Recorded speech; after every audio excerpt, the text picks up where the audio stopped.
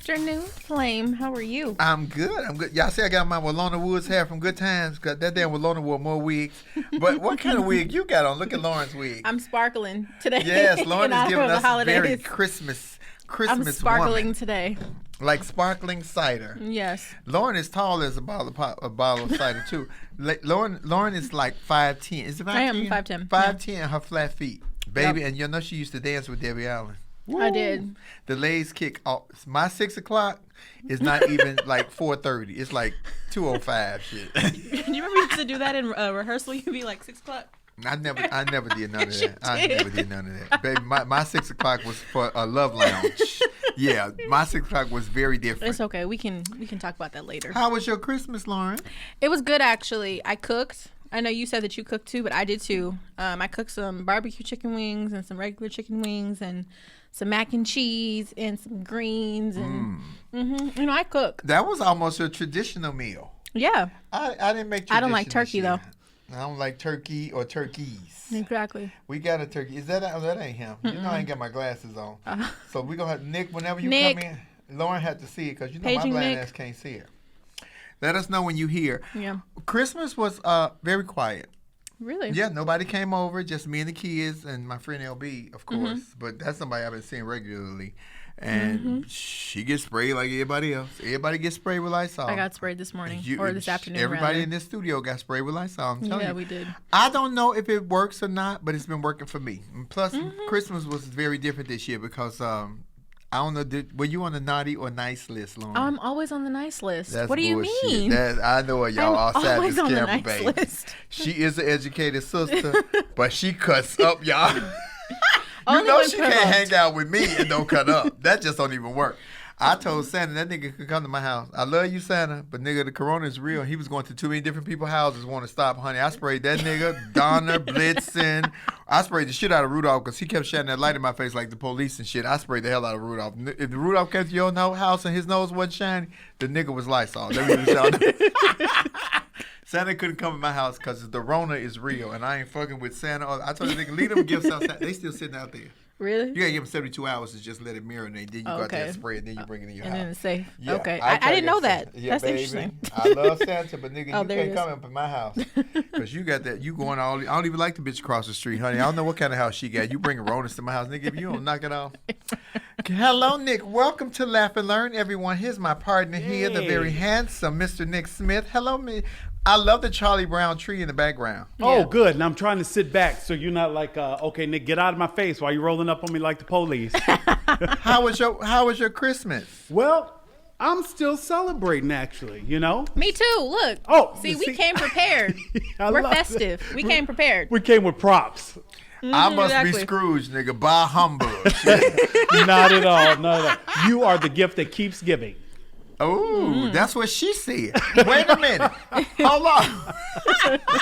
Hello, I'm sorry. Lauren. How you doing She today? identifies as he. Let me be respectful. That's what he said. There you go. There I you just go. had to clear that up with some of my Flamettes because they be confused as shit. That's right. But you know, this is the he, the she, and the we. So you get it all right here. And then, you know, Flame, people have an issue with you and pronouns and things like that anyway. So, you know, you're going to get it either way.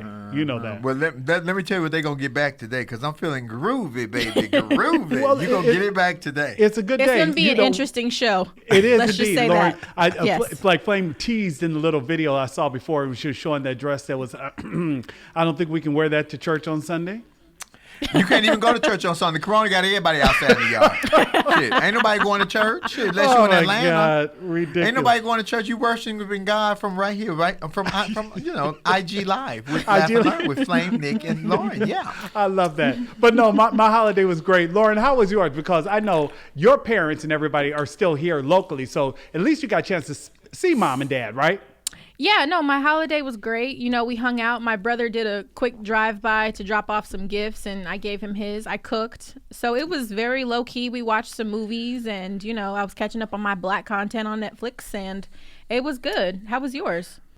Absolutely. Same thing. You know, watched I have to, say, we're going to talk about it a little bit later, but Flame is always finding something and saying, what do you mean you haven't seen this? You better watch this. And once again, you sit there, I'm glad that you're by yourself crying and laughing and all that. So I got a chance to catch up on a couple of things. One of them was something that Flame had recommended that we'll talk about a little bit later. But yes, indeed, it was a good because Lauren watched the same thing. You're not already started. We're going to change the format, so we're going to have to start with that because you're not already opened up the door. First of all, you didn't ask me how was my Christmas, even though I did get my Christmas present from you. Thank you very much. Secondly, my Christmas was fire. I ain't do a damn thing, which I wish I was doing right now. And what they watched, they caught up on their black content on Netflix. What did you watch, Lauren? I watched I Am Not Your Negro. What did you watch, James Nicholas? Baldwin. I Am Not Your Negro. Yeah.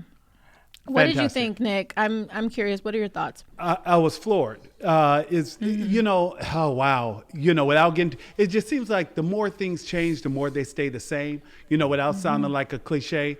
But I think that what I would have to say, and we're just going to say it. I think that James Baldwin easily was one of the best writers and prolific thinkers.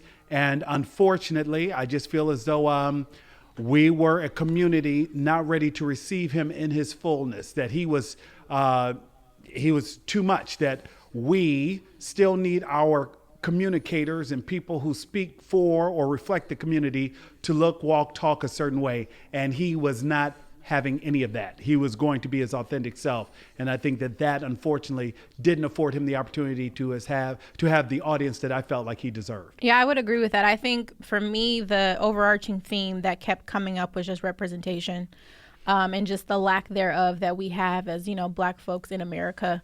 It was just very interesting that they were using different movies to help draw these correlations and parallels together to say, while you may have been enjoying them in the moment, this is how racist it really was, and so this is not something that should have been laughed about or people should have profited off of. This is something that should have been addressed as something serious.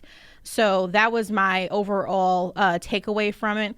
I also just loved how James Baldwin checked people when they really tried to say, oh, we're trying to make strides and we keep apologizing. It's like, stop apologizing and actually do something about it. Yeah. So overall, it was really great. Honestly, I always love just watching films like that and, 13th and just, films that really tell you about your history, the truth behind it. And we kind of talked about that last week of just when you write history, write it correctly. It's always refreshing to, get films that actually tell you the truth and you get some more insight to your history.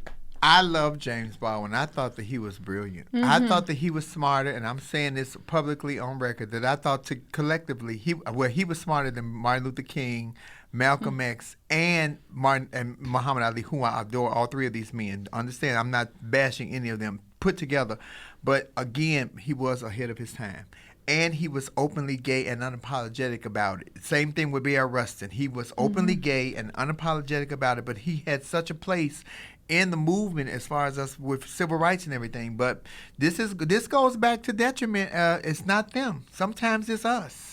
Ooh, it's not them. Sometimes it's us. I said, hold on, niggas, hold that thought 1 second. Before I said I wanted to be, people always say, Flame, you should be an advocate. You should be a speaker. I'm not, because I'm not going to be judged on the content of what I say. I'm going to be judged on what you see. And I'm going to show these titties because they're pretty. And I'm going to show these titties. I'm telling you. And black people, I said this, black people will have more of an issue with it than anyone else because that's who we are. I said what I said. James Baldwin could have, and his what he said when you all watch it, y'all need to watch. Everything that he said back in 1965 is relevant right now in 2020. Yeah. Probably more so now than then. That shows you what a visionary he was. But I wouldn't put myself in that position because people are not going to hear me. They're going to see these titties. Oh, I'm going to show them. Then Flame, start there, because since you opened that door, and I know this is going in a direction, this is what I love about Laugh and Learn. Why did you call out the black community there? Why do you feel like black people have a harder time with who you are and how you represent than any other group? Because you grew up in a black household too. As much as you would like to have to been somebody else's house, it wasn't. Do you understand that being gay in the black community, and y'all can hand me my ass for this one because I know what I'm saying, being gay in the black community is worse than being the rapist or the child molester or the serial killer in the family in the black community. Being gay carries way more sinful weight in black eyes and black households than being a killer or the uncle that come over and touch on all the kids and shit. Yeah. And that's the truth. And if you think that you disagree with me, weigh in and give us your opinion. I said what I said because guess what? I don't care what you think. And if you do want to weigh in and give your opinion, this is where I'm going to give the little plug as we move into the show. I want everybody to remember to type in capital letters because Flame is reading and monitoring things that come across the screen. Flame and Lauren have the iPad there. We want you to join the conversation. We want you to comment. We want you to share it. We want you to subscribe. But if you want to sound off into the conversation and join us, I want you to use those flames. Type in capital letters, find good lighting, have your headphones, and use the flames so that we know that you're ready to join the conversation. Before we move forward, I want Lauren to weigh in on that. Lauren, so you grew up, do you have any gay people in your family? I do. Do you have any people that go back and forth to jail for other crimes? Oh my God! Well, I don't. It was a comparison. I'm not saying shit. Oh, that was bad. Flame. I'm sorry, Lauren. I won't totally put my family's business on blast, but there was a situation in my family where there was an uncle who was a little inappropriate with my aunt, who's my mom's sister. So so how did the family measure the gay one and that other one? I would say my family, we'll just talk about my mom's side, born and raised in New York and Brooklyn, very progressive. We've got musicians and every artist that you can think of on my mom's side of the family. So very inclusive, it was never anything about, if you were gay, whatever, your sexuality was. I think the only issue once that my grandmother took with her sister who, was a lesbian, and she passed away from colon cancer a couple of years ago. But one time she said to my mother, everybody's got a little lesbian in them. My grandmother didn't appreciate that. She didn't like that. But other than that, very inclusive. It was never an issue. But to your point, Flame, I hear what you're saying, and I can understand that. But I think part of kind of what we need to unpack here is, some of these norms that we have in the Black community of why we don't accept things come from what was ingrained in us when we were slaves. That's my opinion. You guys can differ in that space, but I just feel like those societal norms that were set on us are the reasons why we have these issues in our communities today. And a lot of that's how I feel. I completely agree, Lauren. And just to piggyback off of that, because I do want us to, I was not expecting this conversation at all, but I think it's one of those things too where for whatever reason, families are more comfortable saying to the girls in the family, we've heard this, I won't speak for anybody else, but go put some clothes on because so-and-so's coming over here. And you would think that, well, why is it all of a sudden now this girl is put in a space of shame? Something's wrong with her body that she can't be. She was just running around here with Aunt Lauren and Auntie Karen in her shorts and her little tube top. There was not a problem. But now because somebody in the family is coming over there, everybody kind of knows and they kind of whisper about, but they don't want to say anything. Go put on some pants because Uncle so-and-so is coming over here. That's a problem. Yeah. But let's talk about that though, because where does that origin come from? If we're going to take it back to what I just said. Absolutely. Let's think about how we were on plantations as Black folks, and we had these white women who were married to our masters, and they were very insecure about Black women because these white women were coming in and sleeping with Black women. They were cheating on them, right? White men. So exactly, white men. So the issue became that, she's dressed inappropriately. Right. Oh, she needs to cover up. Right. And then that's just how that narrative transcends through time. That's how I feel. I don't know about that one with both of y'all because y'all not parents. Because in my house, when Izzy and my daughter got boobs, one day she came out the bedroom and had boobs. I'm like, girl, when you get those? She said, I got you on from you. I said, mine was put on. You grew those. Anywho, but she has, my son is there and he's 18, he's 17, she's 17. Put some clothes on. I think it's inappropriate to walk around me. It's disrespectful to me as your father, and it's disrespectful to your brother because even though you all are related, he's a teenager. I'm not saying that it's some perversion thinking in the house, but you don't know how another person is thinking or you looking at somebody. I used to have a problem with my mother walking around scantily dressed in the home. I said, would you put some clothes on? She slapped the hell out of me one day. I asked her again, would you put some clothes on? I didn't want to see all of that. But your mother's attractive though, Flame. But does that make a difference? Kidding. That does not make a difference. Oh, I see niggas want me to go in on y'all. I'll do it tonight at Love Lounge. I get your ass to back tonight, nigga. Right now we on the show. I just think that as a father of daughters, that it starts with the respect to me. So if I ask you to respect me as your dad, you respect yourself with other men. This is what I'm looking at. And I don't want to see my daughter walk around braless with a boob. I mean, I don't do it. Yeah. You know, and I got boobs. So I'm a very different looking dad, but I make sure I have on my clothes. I keep on my jogging pants and a t-shirt around my children. Right. You know, I'm never scared. I don't even know if my children have ever, well, one of them walked in on me. So had ever seen me naked before. But yeah. I mean, that's happened. I've done that too. I've walked in on my dad naked. But as a father of a daughter, Okay. I want her to respect me because as a man, so I figure like she'll respect other men because it's kind of respecting yourself. Your daughter, you know. I know, yeah. Would you feel appropriate walking around your dad, you know, even when you was a young teen? Yeah. No, I never would. And I mean, I agree with that part of what you're saying. But so I mean, I think it's both of those things. I think, you know, Black women were hypersexualized at a very young age and it's carried on. And to your point, you know, you do have to have that dividing line of, okay, I'm still your father. You need to respect me. Because that's how I am, and you know, with my father as well. We definitely have those lines drawn in the sand. Well, Flame, since you have 3 teenagers at home, I have to ask, did Santa visit the Parkers? Santa didn't come in my house. That nigga had the corona. We sprayed that nigga outside on the chimney. We already talked about this. You came in late. Santa couldn't come to my house because that nigga went to too many different people's house with that shit. So let's move on because I want to talk about something.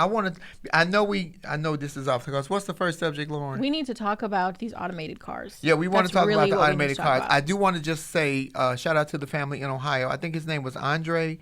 The police, they just killed the guy in Ohio and shot him, and the police officer was fired. But here's my thing: is it getting any better? Honestly, since George Floyd, you shoot me, and then you keep telling me put my hand behind your back, nigga. I can't move my arm because you done shot me in it. Right. The police. We talked about this last week. It's not.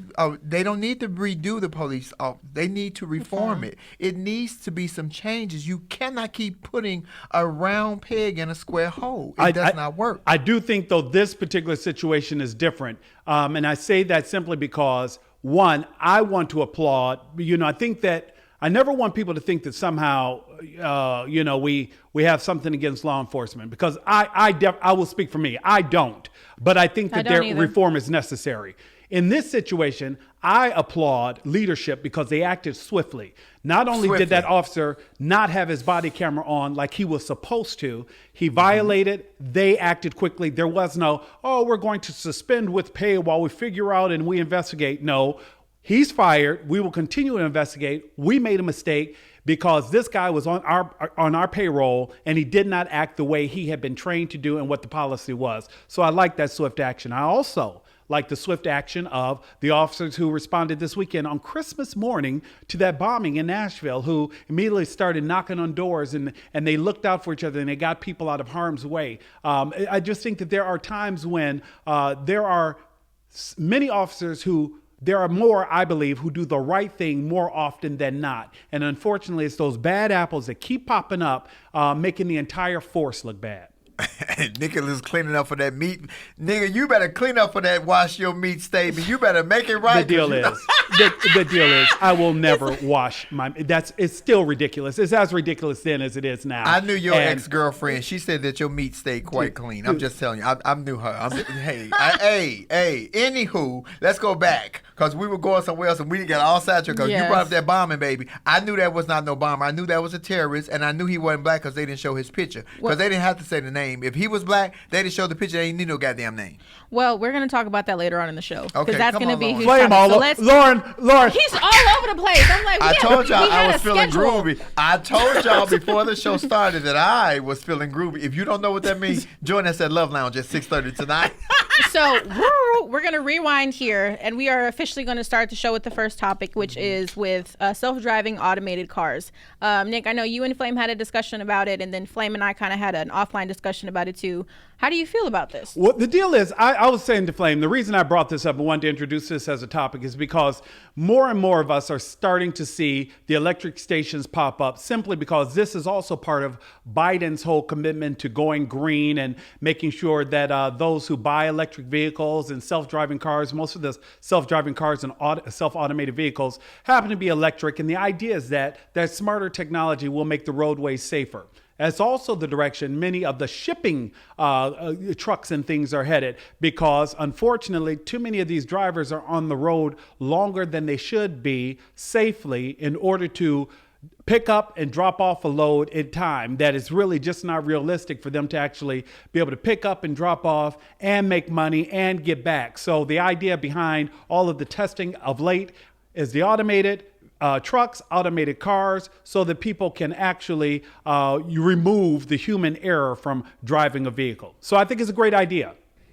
I'm not for it.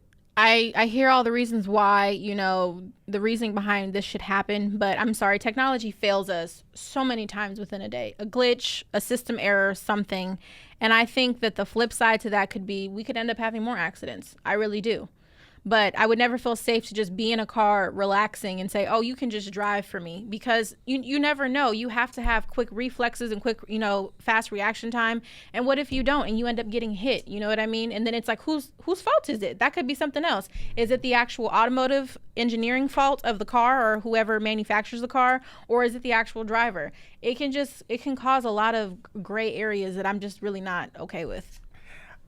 Is it my turn? Well, yeah. But wait, Nick. I got one scenario for you. Imagine getting in one of those self-driving cars and it drives like I drive. Because Nick is fucking terrified of my driving. Let's go and tell the people the truth. Nick sits in the back seat when he rides with me. This is real talk. The truth. He rides in it because he's terrified of mine. So imagine riding in a car with a system that they already programmed that drives like I drive. How many heart attacks have you had in a day fucking with me? Well, I'm going to say I don't think that would be a car designed by anyone. Okay? Let's start there, Flame, okay? Unless it's Speed Racer. Are you kidding me? I think, I just think that the technology is here. And I don't think you unring a bell, right? I can remember early on when microwaves came out, I had older relatives. I'm putting no food in no microwave. What's all that radiation going into my food? Now we don't even think about it. I think that I can remember when people are like, why would I get into a stranger's car? Well, that's how Uber works. Wait a minute, you don't know the person, you're just going to get in their car? I think that that's just where technology is headed, because the idea of moving people, large groups of people, safely from one place to another, or individuals, isn't new, and people are looking for cheaper ways to get there. Younger people aren't buying cars at the same rate. I just think that automated Ubers, automated buses, I think that technology is here and is just going to expand. I really do. Nicholas, I'm not for it. I'm telling you right now, I'm not for it. Because, as a people, we get too complacent. Not just as a black people, just as a people in general. And so I'm going to get this comfortable. I'm going to went through the drive-thru. I'm sitting here eating my food. And you know what's going to happen after you eat, especially if you ain't got to be driving. The itis kick in and you just nodding. And this thing have a glitch. You kill yourself. You kill somebody else. I couldn't live with that. I'm alert when I'm riding with people that I'm not comfortable how they drive, because I'm never understanding why me and you in the car together, Lauren. So I'm driving and we having a conversation. And I just got to keep turning and look at you like you can't hear me. I'm looking in the straight. This hoe can hear me.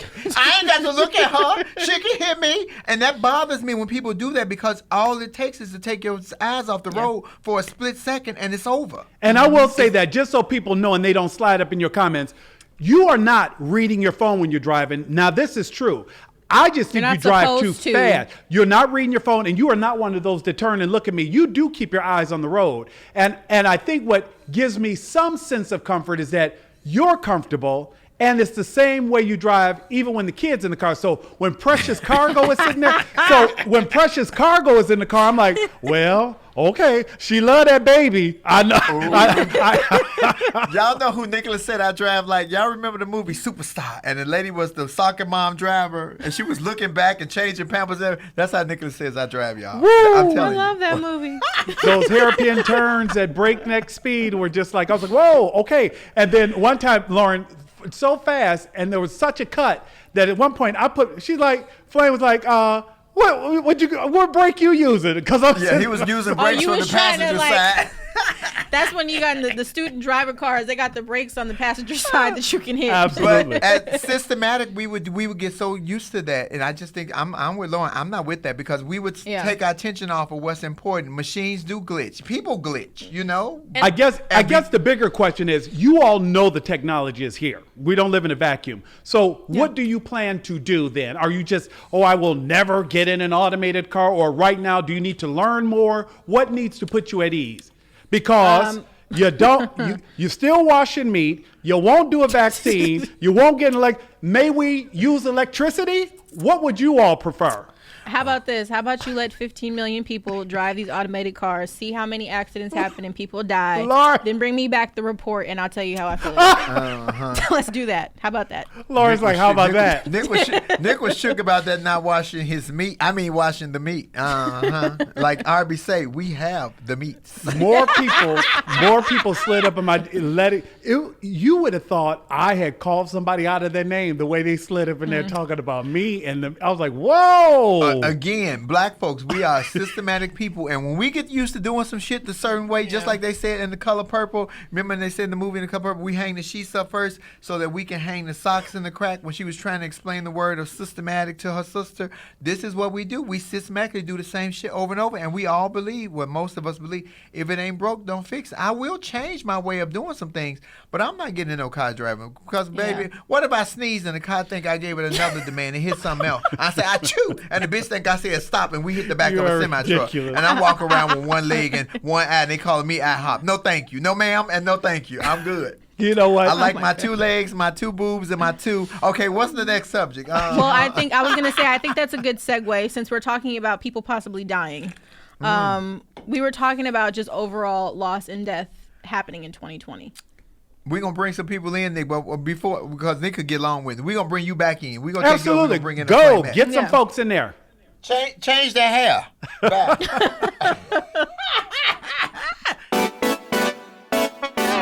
We're going to bring somebody in because we are going to talk about death because everybody perceives or receives death differently. And this, in the time of death now, is very strange because people are having virtual funerals or you can't go to the funeral. You can't even be with somebody in time of bereavement because of coronavirus. Or even saying your goodbyes in the hospital. Right. So we want to bring somebody in who's going to explain it to us about death and what death is, because death is, to me, I was told as a preacher when we was a kid, the preacher said that we're all here on loan. We all have to go back to that big pawn shop in the sky. And as simple as that sounds, I understood that. Yeah. Hello, Dawn. Hello, Texas Star 42. Hey, So how y'all doing? We're doing great. You look amazing. How was your Christmas? My Christmas was good. My daddy barbecued for me. My mama fixed some rice dressing, and I fixed the coleslaw. So I was fat and full all weekend. I just ate the last of the barbecue, and now I'm headed back to New Hampshire. In the words of Santa, ho, ho, ho. I like it. Dawn, so we had 2 subjects we can cover. You heard us talking because, you know, I've been all over the place this morning. It must be something in my Coca-Cola, in my Diet Coke. It must be. Drinking Diet Coke make you think crazy.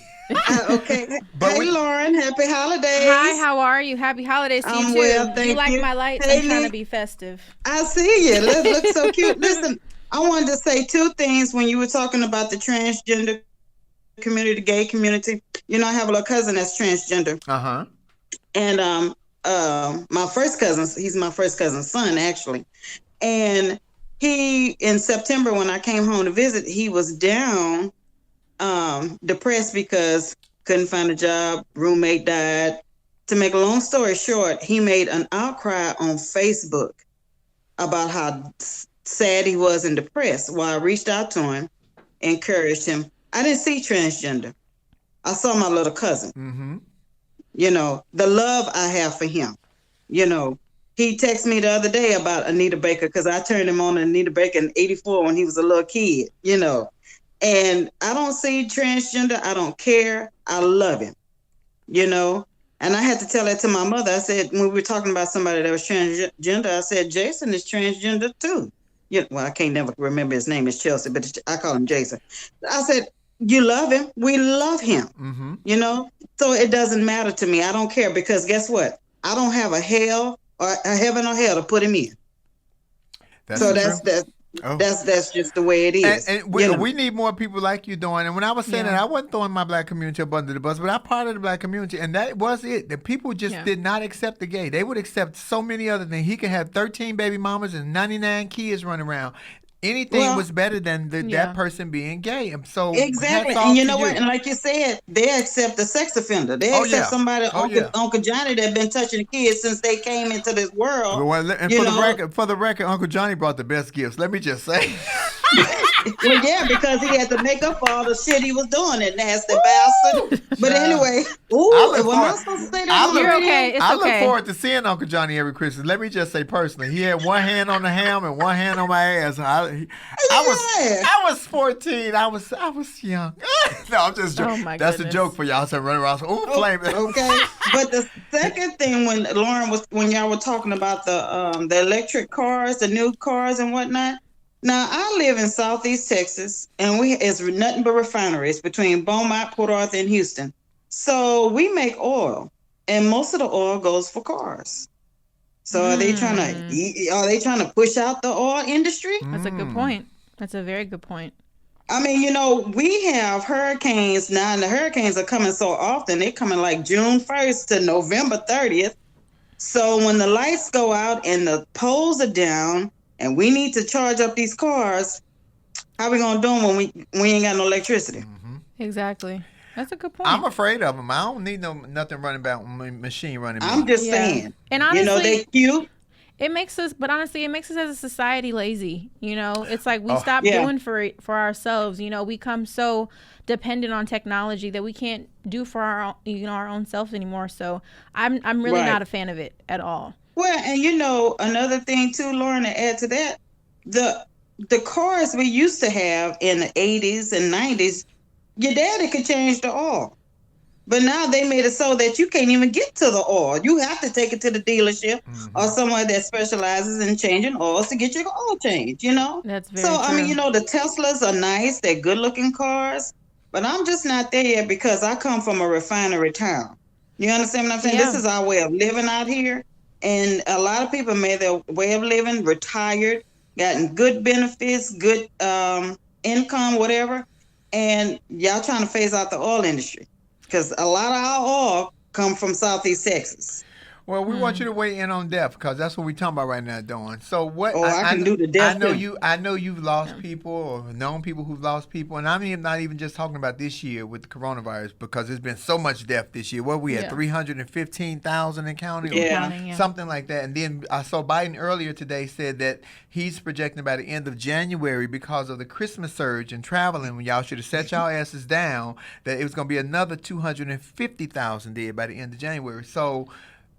We can't go to the funerals. You can't even grieve together. What does death mean to you, Dawn? Now that I've gotten older and understand death, and I have my parents, and you're never prepared, but sometimes you're prepared, and the closest person I've had to die to me was my grandparents. I understand it because we're not here forever. We're not here, and I hate to sound so cliche as what the church taught us, but we're really not, because I look at my parents. My parents are 78 and 79. I looked at my aunt this weekend, my aunt and uncle. They slowing down on us, they slowing down. So it's going to be a time that they're going to leave, even though I'm going to be okay with it, but it doesn't mean I'm not going to miss them. And that's why I made it a point. I know with all the coronavirus and whatnot, I made it a point to come home because I have to see my parents. At this time, they all I have. I'm not married. I don't have any children. So this, I have to look out for them and I have to take care of them from New Hampshire. Something go wrong, I'm on the phone, and I have other aunts. Everybody's slowing down on me. And I know it's going to be a time that, okay, they leaving. And you know what? My neighbor, her daughter just died Christmas Eve, 42 years old. She died. From corona? No, she had an infection, not from corona. Thank God not from corona. But this is the time of the year. Y'all know from November, Thanksgiving, Christmas time, and the first of the year, everybody flying out of here. It's just the people that are leaving that's surprising us. Yeah. you know. And in springtime, it's gonna start up again, you know. So Yeah. even though we think we could live forever, Oh, we're not. I wouldn't want to live forever. I wouldn't Oh either. my That's what my God. mother tell me all the time. Getting old sucks. Let me tell y'all, it's all kind of shit happening. Everything low. Let me tell y'all, Yeah. baby, my nose Yeah. hairs is right in my mouth right now. Everything is low. Everything is falling. Understand? I got a lot of shit that's falling.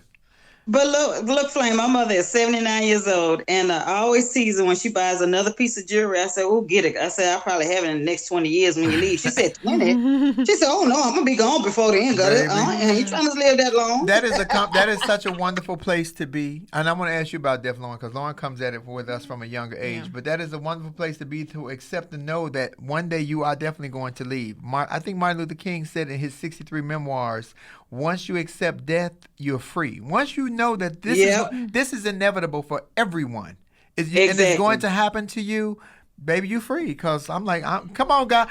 God don't And let me leave you with this. I'm going to tell you what my mother always tell me. There are worse things than dying. You ain't not. We got one. He in the White House right now. The nigga just signed the bill. Bye, doing. Have a great year, baby. I see you. Get that nigga out of here. So, Lauren, you're 25. So death means. See, I'm older, so I've seen a lot of death. And has anyone close to you ever passed on, and you had to deal with that? Yeah. I have. My grandmother, I think, was like the first. My dad's mother was the first real death I had to deal with. At a young age, she died when I was about 8 years old. And then my next major one was actually my aunt, who's my grandmother's sister. She died while I was in college, and I couldn't go to the funeral.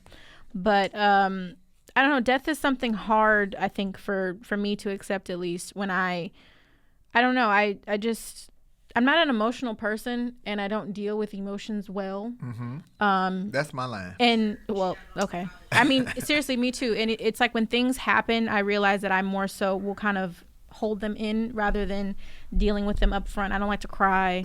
You know, I don't like to express really how I feel. I think that's also too why I like being alone a lot, because I get to, you know, really decompress and figure out my own thoughts and feelings for myself. And it may not be the most healthy thing, but overall, death is not something that I think that I've arrived in my life where I can just accept. Yeah. It's something, yeah. Nick, what about you? I think you know me well enough to know we've kind of had the discussion. I think my biggest challenge would probably be, you know, losing my mom. I've experienced loss in the family, but I can't think of anyone who has been you know, a tougher critic, bigger cheerleader, or anything, or more influential in my life than my mother. And so yeah. Same here. Yeah, same here. I need Rosetta to live to be about 112. Let me just say, because Rosetta, I know your baby. Girl, I couldn't deal with all this. This thing is a big old emotional baby. Baby, I can't hold him up. He bigger than me. But you know, Flay, you talked about too, just, hey, enjoy life. Be responsible, but enjoy life while you're here. Because, and again, I don't know if I missed this in the exchange, but it was your mom who said, how many times have you seen a U-Haul following a hearse? Exactly. You know? And we hold on, and that goes to the whole petty point. We want to hold on to money. We want to hold on to the most property. We got to have the most shoes. That is so irrelevant when you leave to go here, because I believe, I do believe that there's a heaven, and I do believe there's a hell. I don't know what the hell we living in right now, but I do believe there's a heaven and a hell. Baby, I don't want to go to hell. They don't have any fans. You know, I burn my fan every night. I'm old school. I put a fan on. Even in wintertime, I run my fan every night. I think it's just a white noise now. I'm so used to. And I'm not going to hell because all this silicone, this shit gonna melt. God just ain't ready for me in heaven yet because I talk too much shit. And he be going, I got some explaining to do. He gonna like, dude, I didn't give you them titties. Let him go back and try that again and then come back. Take that back. One of those people, he keep sitting back and back and back. He's like, I ain't ready to deal with this bitch right here. I love it. But yeah. But death is to me, just the evolvement of everything is going to happen. Now, it hurts when it's a baby or it's just a sheer accident that you didn't foresee coming, but then it makes you want to say, God, I'm questioning you. You did wrong. You know, I'm angry with you. And I think it's okay to have been angry with God. I've challenged God's process in my life several times. I've always humbled me. He's always re-humbled me to my knees to say, nigga, didn't I tell you I'm doing this? You just in the way. And so I understand that at this age, but when I was younger, I didn't. I kept challenging him. but it was going and going and going. But so death to me is how you perceive it. And if you let it consume you and not think that the love that you hold on for that person, so if it's a mate, a kid, a partner, whatever, that love with the mother and father, the love stays there. The love never leaves your heart. That to me, that's what keeps them alive, because you still love that person. You ain't always got to tell the best stories about it, because y'all gonna say some fucked up shit about me after I'm dead. But it's okay, because I'm gonna hear you and I'm a honcho. Boo. I heard somebody talk about recently that Joe Biden was extending condolences, I believe, to someone in John Lewis's family. President-elect Biden lost his wife and his daughter. You're talking about losing a baby, and everything there. And he was saying that you will get to a point, it's hard to believe now, where you will laugh before you cry of something that they said or did. The good memories will take over the sadness, and you'll get to a better place. But because it just seems like that it's just one of those things where I think we all will have to face it at some point. But you just hope that you, like me, are surrounded by people who love me, who will help me get through it, because I can see myself engaging in a whole lot of eating. And just, Just make sure I get all the correct PIN numbers, please. I'm asking for a friend. Okay, look. While we talking about PIN numbers, can we go to Nashville right now, please? Yeah, let's talk about it. Take me there, Lauren. Please take me there. So, as we all know, there was a huge bombing in Nashville, Tennessee on Christmas morning. It was a recreational vehicle. It exploded in downtown Nashville. 3 people were injured, damaging dozens of buildings, and ultimately killing the actual bomber, who officials have identified to be 63-year-old Anthony Q. Warner. According to officials, Warner was present when the bomb went off, and he died in the bombing. They used DNA at the scene to match a sample that was taken at another location by investigators. And so far, he's the only suspect at this point. And I know all this is new and we're still learning more, but I have so many problems with this. And I want to make sure I'm sensitive. I understand that having suicidal thoughts are a mental health issue, and that people get into really dark places and you want them to get the help that they need.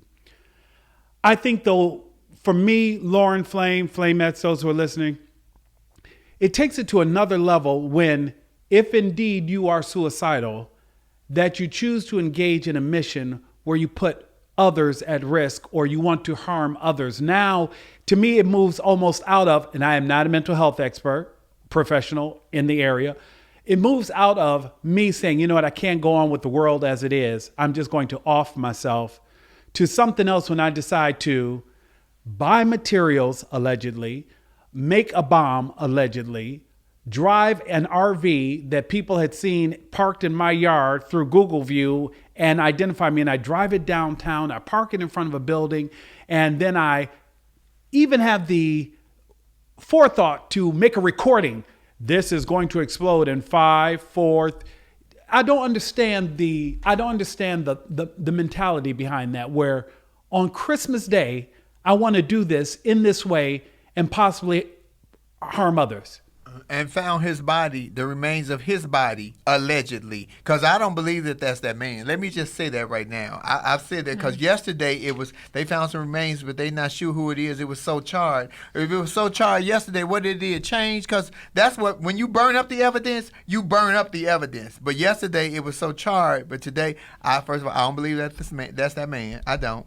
And I don't like the way they portrayed it, because had it been a black man, he would have been a terrorist, and his picture would have been up there before his name. But you see here, old-ass white man, he's not a terrorist. They're calling him a bomber, and now you're referring to mental illness. Baby, he ain't mental ill. If that's what that nigga wanted to do, black, white, or indifferent, then that's what that nigga wanted to do. I'm with you on if you want to kill yourself, why you got to kill everybody else? Yeah. You can take some pills in the room, don't call nobody, turn your phone off the hook, and they never got an answer, and float the fuck on and go where you going, because my grandmama raised me on that. If you kill yourself, you go straight to a sea of fire where you burn in eternally in the darkness, where you never hear another voice. I was raised on it. I have raised my children on it. So no matter what the world throw at you, you're going to have to deal with it, because the other alternative is that you will burn in a sea of fire in all eternity in the darkness and never hear another voice. That terrorizes me and them. that works for teach that to your grandkids. Anywho, I don't believe I what you said, Nicholas, about how he felt. I don't understand when people do all that mass murder. You got to go kill everybody, and then they go to your next subject when you were talking about do teens get a pass? Yeah. First of all, let me go first because y'all ain't got no kids. And absolutely not. God damn it. It's some shit that you cross the line. We are all born with the instillment of you know right from wrong. Even when it's fucked up wrong and you still do it, I'm guilty of it my damn self. You know it's right from wrong. That's what everybody knows that. I don't care what kind of household you grew up in. You know the difference between right and wrong, whether it's stealing or lying or whatever you put that on, you know. So people take that on. All that shit about they can get a pass. If one of these teens kill their mom and daddy because they tell them they can't play video games and then they behead them, and it's happening now. So I ain't saying some strange shit. That didn't happen in the 70s or the 80s. Well, this is some new shit. We can talk about Lizzie Borden though. Girl, you go back to the 40s. See, she was there. I wasn't there. Anywho, if the mom and daddy is dead, they didn't get a second chance. Baby, sometimes when people be fucked up, they be fucked up mentally. And there's nothing you can do about it. Putting them in get them away from everybody because they're going to harm somebody. But y'all want to give them jobs and badges and police. That's a different subject. Come on, Lauren. I know what the fuck I'm saying. Well, what I'll say is this. I do agree with the fact that if we just look at history, Black folks are not the ones that are bombing the churches and, you know, committing the mass shootings at schools and all of those different things. So I will say that as one thing. And then, you know, when it comes out that it's this white person, they're not labeled a terrorist, but you have somebody like, you know, President Trump that's conveniently saying in Charlottesville there were fine people on both sides, but then, you know, we have all of these protests around Black Lives Matter, and then Antifa comes up and they're all terrorists. So there's definitely a double standard there for sure. In terms of teenagers getting a second chance, I think it depends on what the offense is. Mm-hmm. You know, recently in California, our new attorney general, thank goodness Jackie Lacey is gone. Our new attorney general just nobody liked that lady. Nobody likes her. It's common knowledge. Our new attorney general actually signed into law that minors are going to be charged as minors and not as adults, which I think is great reform. I think it's great change. However, depending on what the offense is, so somebody like a Kyle Rittenhouse, absolutely not. He does not deserve to get a second chance, especially when he knows what he did. It was intentional. His mother drove him across state lines to shoot those folks at the protest that was happening. And then you have somebody like a Dylan Roof. Just no, those types of egregious offenses do not deserve second chances, because that type of hatred, that I don't even know what to call it, just that evil, that's something evil that you possess in your soul. There's no coming back from that. There's no reform from that. You can't, you know, give them therapy and they can come out of that on the other side. I don't believe that. You know, those certain types of offenses should receive the appropriate sentencing. That's how I feel. Nick? Wow, that's a lot to unpack, y'all. You know, I want to go back though. Like, in no way do I think we should allow what happened in Nashville to even come close to being conflated with the acts in Charlottesville, right? I think those are two different things. I also think Antifa has nothing to do with Black Lives Matter. Correct. I think those are two separate things as well.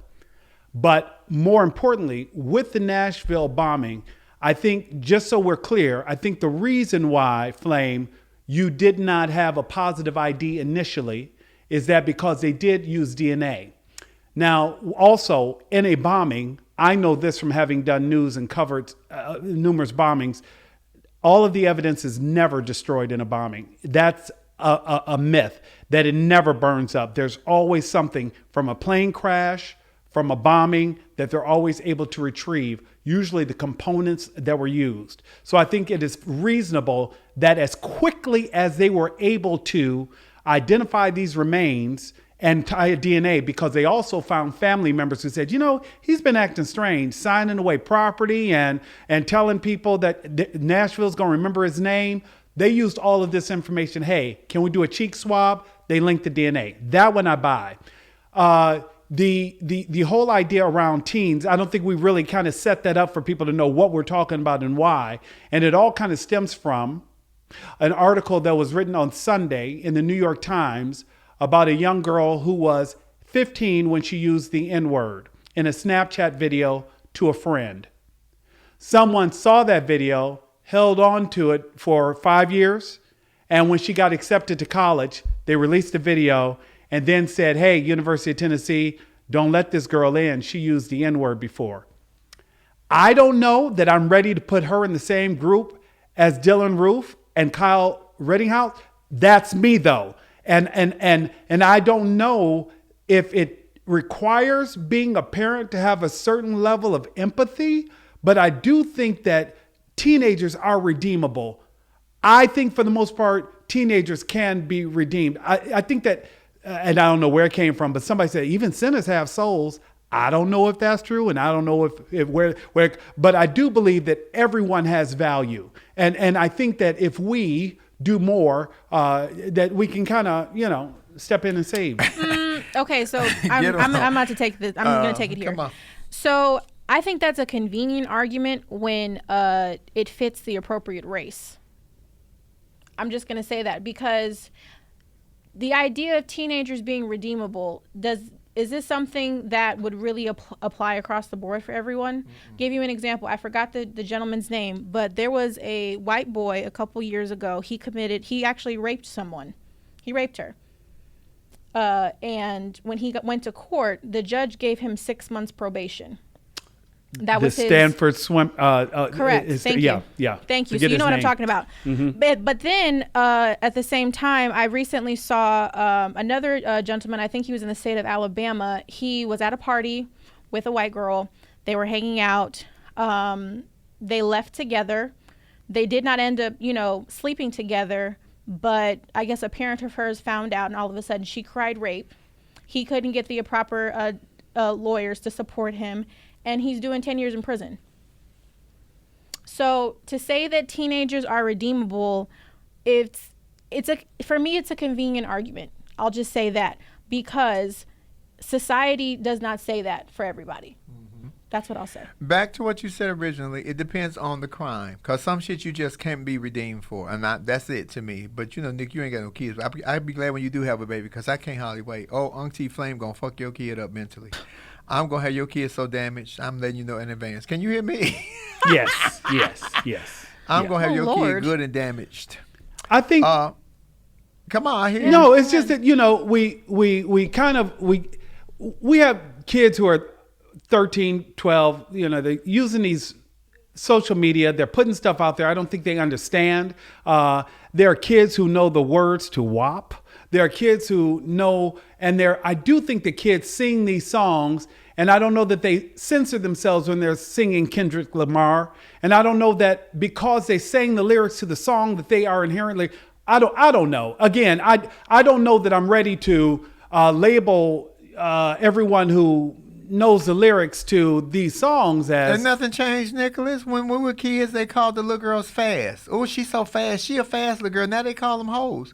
Same difference. And this don't start with outside our community. This start in their own community, in our own house. Your mama said, oh, you fast. Stop being fast. That's probably before your time, Lauren. Now it's hoe. Oh, is that you? Oh, that's right. Lauren mama old school. Yes. Now it's you being a little hoe. Stop being a little. They changed the word from hoe to thought now. So it's it's same shit, just different wordage. Can you imagine a parent saying that to their child? I've seen it. I've seen mothers, black women, because I don't know no many white women with their daughters. I've seen black women calling these bitches is getting on my nerves to their daughters' faces. You don't know the harm that has done to their daughters because me and their daughters were friends, and they would come and cry to me in pain that their own mother called them a bitch. And I'm not saying this to tear nobody down, but I'm telling you, words have power depending on who it came from. Because if you don't mean shit to me, there's absolutely nothing you can say to me or about me that's going to cut me to the quick. But if I loved and or hated you before, because in order for me to hate you, I had to have loved you. Baby, you can say some shit and it'll cut me to the bone. It will cut me to the bone. So help me here, Flame. Go back to it because I want to make sure we're clear. And as Flamettes are listening, where are we on this, on teens? Are teens redeemable? That was the question. I mean, I would say I think it's a case by case basis. I will say that. I'm just saying I don't think that the norm. It's not the norm, and it's not fair across the board. Is really what I'm trying to say here. But I do think it's on case by case basis. You know, some crimes are more egregious than others. But I mean, even with the girl saying the N-word, you know, why were you doing that? Why so much emphasis on that?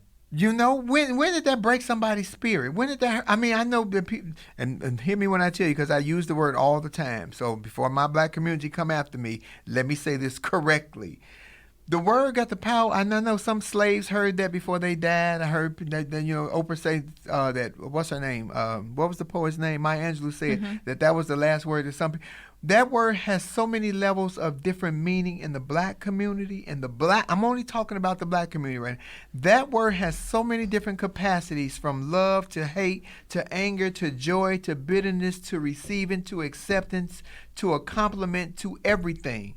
So why, when we hear that word spoken outside of somebody outside of our community who don't understand all the different levels for that word or the impact that it has, that we get so offended by it? Now, in my face and disrespecting me, I get that. But she was going to a rap song. There was a video up this weekend where a man was in a store and he was buying a bottle or something, a can I or saw something. that too. And the man called him a nigger, and he kept niggering, and he dropped the can. The man kept his cool. And when he kicked the can, the man picked the can up and slapped fire from that ass. I say, that is how you do it. I don't know what Montel Jordan was talking about, but this is how we do. Baby, that had tickled me. But here it was. The disrespect was in his face. This little girl made a video from 5 years before. We hold on to shit. We got to stop holding on to insignificant bullshit.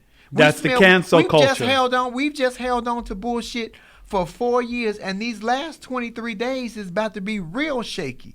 But we ain't fighting that.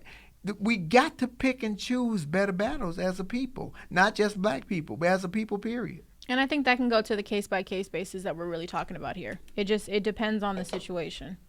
It does. Well, Flame mentioned 4 years of dealing with holding on to things. Is this the perfect segue? I think so. I think so. That fat nigga playing golf, and y'all sitting at home, honey. And today the eviction moratorium started, right? So they can put people out as starting today. Baby, well, let me more tell y'all importantly, something. Flame, before we talk about that, the important thing is President Trump believes you all have slighted the First Lady because he believes she should have been on more fashion magazines. So quit talking about things that don't matter, Flame. Nobody's talking about rent moratoriums and $600. So let me give you the laugh and learn version of that. She's always very nicely dressed. She looks beautiful all the time. Now let me give you the nigga Flame Monroe version of that. Bitch, I don't give a fuck how well you dress. We bought them clothes because we pay taxes. That nigga only pays $750 worth of tax. Them thigh-high boots that hoe had on the other day cost more than that. Let me say what the fuck I said. Now, do she be done? Oh, Melania is done from head to toe every time you see her. The problem is we sitting on the other side hungry looking at this. If we got a TV, if we got cable, if we got some place to stay, I'm looking at how well dressed your wife is off my tax money that you don't want to pay taxes for, and you didn't want to sign a stimulus bill to give me some of my money back so I can watch her, at least watch her and my stomach don't be growling. At least I can watch this bitch and I'm on a full stomach. Nigga, where's the hypocrisy? Where's the outcry on that? Well, there's a lot of hypocrisy here because I think in general, it's always entertaining for me, I will say, to see all of the things that Trump had to say about President Obama and all of the criticism that he gave him. And He's doing not only what he did, but 10 times worse. He criticized Barack Obama for golfing too much. He's in Mar-a-Lago every day and has been there throughout his presidency. I think there's also a bit of jealousy there too, because Michelle Obama was the fashionista of the world while she was first lady for those 8 years and had every designer, every up and coming designer coming to her, dressing her, and just really, and she was glorified for it. Rightfully so, because she was the first to take a photo, you know, with her shoulders showing and all of these different things. So now when it comes to Trump, you know, some people backed out of dressing his wife because of the racist comments that he made. And I think people also fail to realize too, Melania is a lot like Trump. They're a lot alike. No, you saw what the jacket said. What did the jacket say? I don't really care. Baby, okay. I'm sorry, Lauren. No, Come you're on fine. back. And I mean, they are a lot alike. They really are. So this is also too an ego thing for Trump, because he's always trying to compare himself to Barack Obama, and you can just never measure up. I'm just gonna go there. You're fat. You're orange. You got a bad toupee. Barack Obama has the most swag that a president has ever had. He wore a tan Easter suit. A tan suit on Easter that raised all types of hell. You will just never compare. Get over it. Didn't that nigga look like the uncle from Mr. Rogers' Neighborhood in that tan suit? I was like, come on, that was the black uncle across the street. I was like, yes, come on, Barack was so fly in that tan suit. I just had a flashback moment. I'm sorry, where was we at? But I'm with Lauren on that. Trump. Lauren, Yeah. there was a time when that was the biggest scandal. Oh, Yeah, he wore a tan suit. Oh my God, who does that? Yeah. And you just, there's no comparison, and that's his issue. You know, he's just never gonna measure up. It's an ego thing, and now he's trying to put it on his wife too, because she's not getting the same admiration. You're not gonna get the same admiration as Michelle Obama. She was our first lady. She was a lady, and your wife's a porn star. And when it's authentic, it's authentic. Y'all done tried to copy every speech. Y'all done tried to copy other people's dress, style of dress, and way of life. But baby, when it's in you, it's in you. You can't bad. And that's I think that's a message to some of these other. And I think that one of the things, the reason we brought this up is because Flame had just talked about how frustrating it was and how, where has he been? But now that he has signed the stimulus package, I am interested, Flame, to hear what some of the Flamettes may have to say, just because now it looks as though they are moving forward. And is this enough? Or, you know, are we just ready for this to be done or whatever? I don't know what $600 gonna do, and that's the truth. And then you made them wait for it. That is, and Congress is, or the House rather, is working on, you know, making Trump a man of his word and actually providing these $2,000 checks for folks right now, which the Republicans are in uproar about because they don't want to do that. I feel bad for people. I wish I could help everybody, but I can't. But I really do wish, because I know some people that's hurting. Mm-hmm. Hey! Hello there. Teresa. I'm sitting here doing my nails, just bye on my business. Girl, I see you getting up in full-on drag. How are you? Weigh in, Teresa. We want to know, what do you think about this Trump foolishness and this stimulus package that he finally decided to sign on the golf course? I'm trying to use my words gently right now. It's okay. It's laugh and learn. Be honest. I think that it goes back to the old adage that you always want what the Joneses have, thinking that the grass is greener somewhere else. That's why he even sought out the presidency, because he felt that he was going to be a better president than Obama. And we all know that couldn't ever have been possible because of his character and who he has been in the past. Mm-hmm. So, but I'm just I'm just floored that he would think fashion would be anything of a type of topic for the presidency that he has given to this United States. And that he would think that we needed to honor his wife because of the clothes she's wearing, although the clothes she had not worn to become popular, her porn star, wasn't even addressed either. If you want to address her full character, not just something out of it, that money that was overspent for someone who's used to already dressing foul. Let me just say foul. Because some of her fashion was not tasteful. Yeah, I just have to say it like it is. It wasn't tasteful, and so yes, I agree with Lauren that she is very much like Trump, and she is the one who pulled him around by the nose, telling him what to do. She was the one encouraging him to behave the way he was. That he didn't come up with all of that on his own, that it was her that was pulling him around by the nose and giving him the encouragement to be a fool for the people. I've said that on Love Lounge because people love to say, well, he was such a monster and she was so sweet. Understand that the wife always knows her husband, even if she don't want to face it. That goes back to the whole Frankenstein verbiage. But the wife knows her husband. Yes. If he's a monster and she stayed with him for 30 years and she knew he was a monster, there's monster in her. But she's not dumb either, though, because I feel like people also assume that she's stupid. If we're just going to talk about it, the reason she didn't come to D.C. initially is because she was signing papers to make sure that her son Barron was covered when she decided to divorce Trump. You got that right. So she's not stupid an either. amendment to that she's prenup. gangster with that Yes. wapalapa, baby, because I don't know what the hell Cardi B was talking about, because she went from a basic hoe to and the she, first lady of the United she States. That's also called the is, wapalapa. Yes.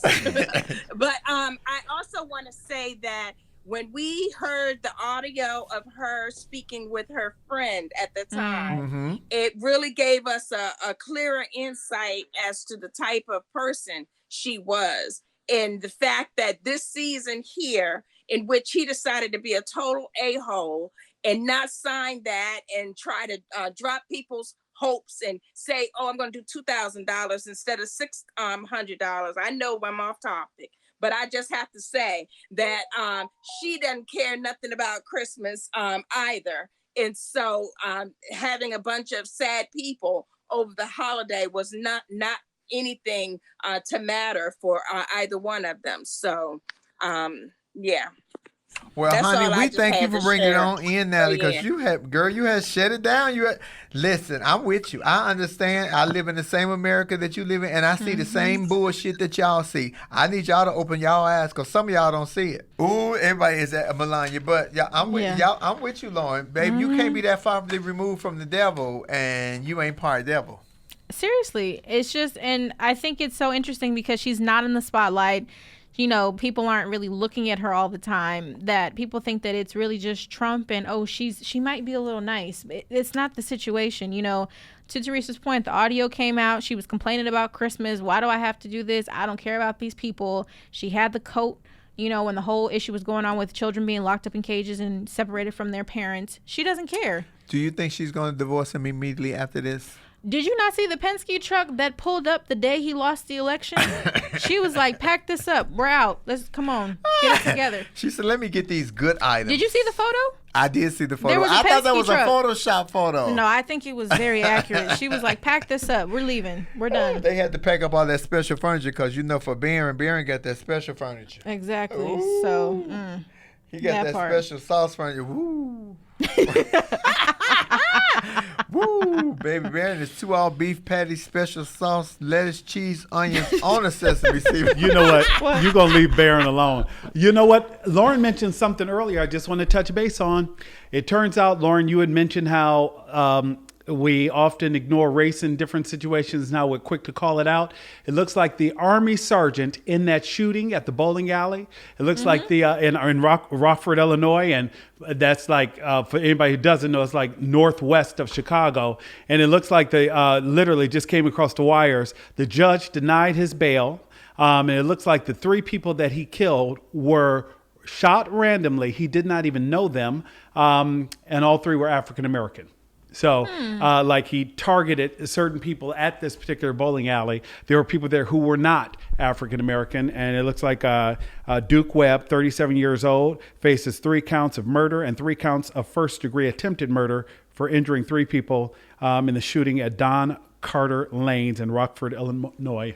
Tell Saturday. me he's in jail with no bond. He's in jail with no bond, Flame. Okay, Yeah. good. Because, you know, they love to say they'll do a bond and then they'll throw up a fucking GoFundMe and everybody start donating money to the killers. A Well, little that was Kyle disappointing. He's Rittenhouse. active duty service member, but you know, hey, this will definitely figure itself out, you know. But yeah, I mean, but I will say this, Nick. I think it does touch on the mental health part that you were speaking about earlier, because I do agree. I think mental health is something that's not talked about enough, especially in communities of color, and it's something that we should be open to. Okay. You know, I'm sorry, Lauren. No, go, Lauren, No, go. I'm just saying, I think mental health is something that should definitely be discussed. However, there's also a part of that too where don't make that the convenient argument to justify white people shooting people of color. Right I was about to say, there, Flame, 'cause what you about to say? Because Flame, didn't they say that it was like the spirit spoke to Somebody you. recently said Yeah. that they tried to say that mental illness and racism were linked. It was the same Yeah. thing.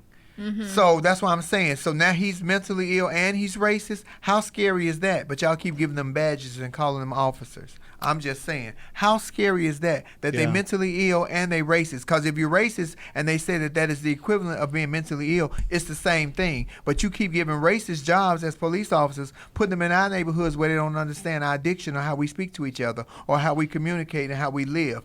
That's fucked up. So don't say that it's mentally ill and it's racism. It has to be two separate things, because that means, do you know how it's 73 million mentally ill people that voted for Donald Trump? Flame. That's true though. That's not point. Y'all stop. Got a point. Y'all. I ain't gotta say shit else. I just said it. It's proof. 73 million people voted for him this year, which means that if racism, when they voted because they were racist, because a lot of Republicans jumped ship. They didn't even want to deal with his shit no more. If they all voted for because they was racist, we got 73 mentally ill people walking around me. Bitch, my neighbors. This nigga in here in the office with me, Kendall. This nigga over here playing on this phone. This nigga crazy. This is what you done. This is what I'm saying. That is, don't do that. They have to be separate. Because that's scary to think that they're not.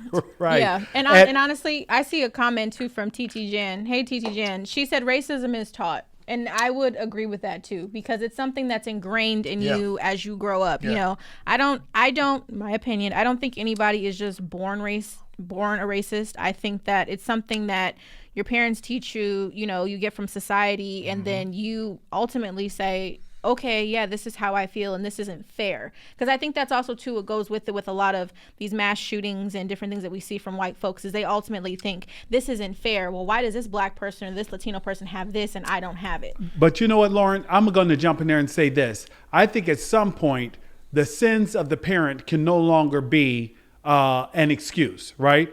And I say that simply because I think it is possible parents just don't know any better.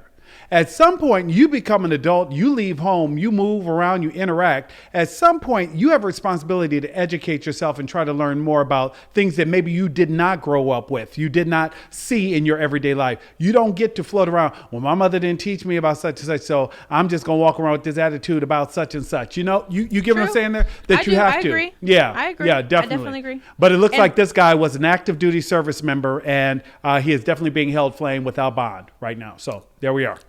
Well, let's see what actually happens with him, because we still have somebody like a Kyle Rittenhouse who is out on bail. Yeah. And you have congressmen in Florida saying he should run for Congress. So, well, okay, back to the state of Florida. Hey, Florida. Uh-oh. Manny Petty State, baby. I shouldn't have opened the door. It's my fault. I shouldn't have opened the door. Let me tell you something. They full of nuts in Florida, baby. And I ain't talking about coconuts, just lots of nuts. Good. You know, which is a perfect opportunity for me to remind everyone who's listening. If you want to sound off about what Flame just said, you live in the great state of Florida, remember to subscribe, comment, and share, because we want everybody involved in the conversation. The response, the feedback, and the messages that you all have sent in the comments, they really do mean a lot, because we're reading them, and so are our bosses and everybody else. I don't read them, y'all. I don't read them. I ain't gonna I will admit. Nick and I do. Lauren and I sit there. They tell me. I don't read shit. We do. Let me tell y'all something. Today is a very scary day in America, and I'm getting off. This is not off topic. This is actually on topic. I had to bring Nicholas back because it's important, because Nicholas wants to help everybody. If Nicholas had all of his money right now, baby, he'd probably give it all away. I won't let him get all his money right now. But rent today, the moratorium stops. People will start being evicted. If you don't have a communication, if you don't have the money, that's one thing. But please always try to communicate with your landlords or whoever the bank is that you pay your mortgage to, because I'm telling you, if they don't hear anything from you, their next move is to cover their own ass, which is start even eviction notice, or come to you to say, hey, what are you going to do? But you can finagle the gas company. You can put something down on a light company. You can pay something on Rent-A-Center. You can pay something on your phone bill. You can't pay nothing on rent. If you can't pay the full rent, a lot of landlords will put you out. But if you have an open line of communication, even if you don't like each other, let them know what's going on, because a lot of times they use that money for insurance and upkeep on the property, and they not getting nothing because you're not giving them anything. It's about to be real scary. But Beyonce put up $500,000, Lauren Hogan, $500,000 $5,000 a piece to 100 people. Was it in Houston? Yeah, and isn't that the interesting piece? Is we were just talking about her last week and how it wasn't her responsibility to take the to be at the forefront of saying you should take the vaccine. And I will just add to that part. I don't know, Nick, if you saw, but the Surgeon General Adams also called on LeBron James to do the same thing, which I didn't appreciate. But to go back to what Flame was saying is that, yes, Beyonce gave over $500,000 to the folks of Houston to make sure that they were able to just be able to stay in their house for another month or however long that $5,000 stretches. So we have these celebrities that are doing the jobs that our government is failing to do for us as citizens and as a people of America. So, Lauren, would you say that again? Because it is not the responsibility of Beyonce Knowles, LeBron James, or anybody else. This is what community and you voting and you being part of the civic process is all about. We are supposed to have representatives that look out for the interest of everyone, even those who did not vote for them. You know, I did not vote for President Trump. And even if I had, I would hope that the one who is representing the country had my best interest at heart too, as did Joe Biden pledge to do, who said that, hey, I'm the president of those who did not vote for me as well. But our local and state representatives, I feel like Flame, Lauren, have just failed so many of the people who are just trying to make it day to day, literally living paycheck to paycheck. Well, since we're talking about voting, let's talk about how important Georgia. Y'all really need to come out because he has put out that he will be in Georgia next week for another super spreader, another rally in Georgia.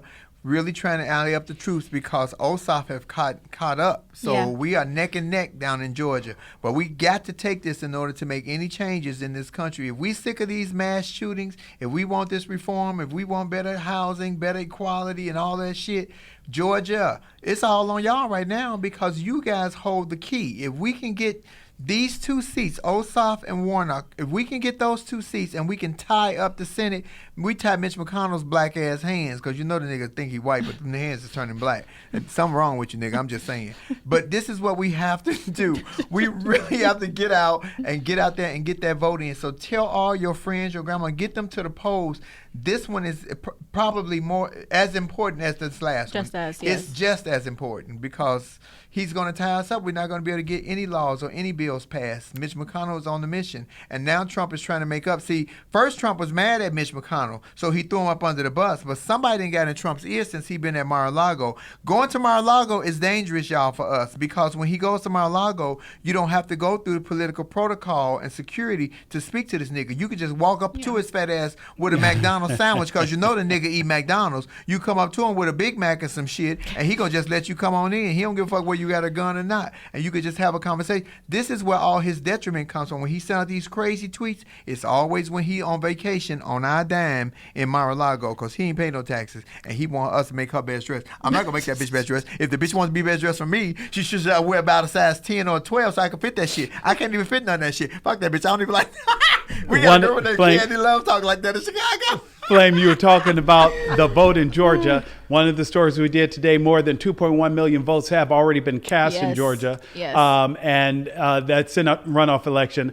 And this is according to the Georgia Secretary of State. And they include both by mail and in-person early voting. So people are turning out for this election. Come on, Georgia. Come on, in Georgia. record numbers. I think it was about 40,000 more people had done early voting than even in the presidential election. So it was definitely, a pleasant sight to see of that happening. But I'm honestly okay with Trump going to Georgia. I don't know how you guys feel. I'm okay with him going to Georgia on the 4th, the day before you're supposed to, vote in person, because supposedly he's going to take all his conspiracy theorists with him and more so focus on the fact of this last and final January 6th vote with the electorate to say, I won the election.